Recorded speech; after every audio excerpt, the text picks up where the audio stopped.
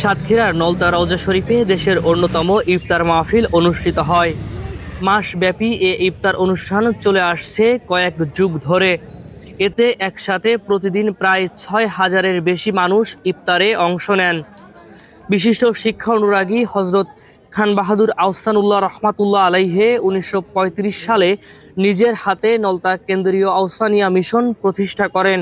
Mission প্রতিষ্ঠা করার পর তিনি নিজেই প্রতি বছর রমজান মাস ব্যাপী এ ইফতার মাহফিল আয়োজন করতেন।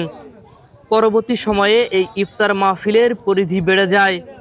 ১৯৫০ সাল থেকে শুরু করে প্রতি বছর বিশাল টিনের ছাউনি নির্মাণ করে রমজানে ইফতারের আয়োজন করে আসছে কেন্দ্রীয় আহসানিয়া মিশন।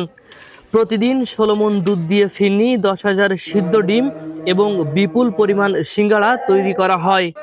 স্বেচ্ছাসেবকরা বিকেলে ৪টা থেকে ইফতার বিতরণ শুরু করেন। আয়োজকদের মতে প্রতিদিন প্রায় ১.৫ লাখ টাকা ব্যয় হয়, যা ভক্তদের দানের মাধ্যমে সংগ্রহ করা হয়।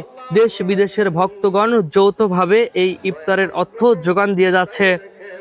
ইফতারের পূর্বে প্রতিদিন ধর্মপ্রাণ মুসল্লিরা দেশ ও জাতির কল্যাণে বিশেষ মোনাজাতে অংশ নেন। ইফতার শেষে এই প্রাঙ্গণেই মাগরিবের নামাজ আদায় করা হয়।